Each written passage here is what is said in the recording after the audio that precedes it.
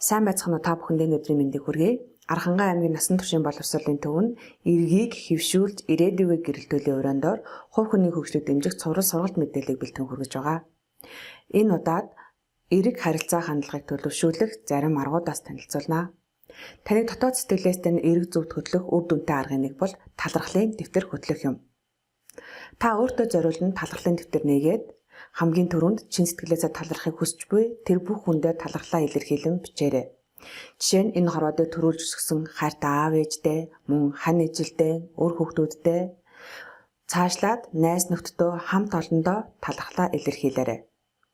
Үүний дараагаар та өдөр бүр талархлын дэвтрээ нээж тухайн өдөр таныг баярлуулсан, танд тусалсан, таныг дэмжсэн, танд урмын үг хэлсэн, таны сайн зан чанарыг олж харсан хэн бүхэнд зориулан талархлаа илэрхийлэн бичээрэй. Магадгүй таныг тухайн өдөр гомдоосон, уурлуулсан, таагүй мэдрэмж төрүүлсэн тэр хүний нэг давуу зан чанарыг нь олон талархлын дэвтэртээ магтан бичээрэй.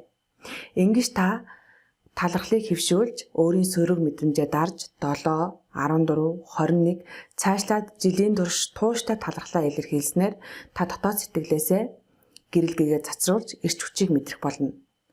Эргийг хэвшүүлж ирээдүгээ гэрэлтүүлцгээе.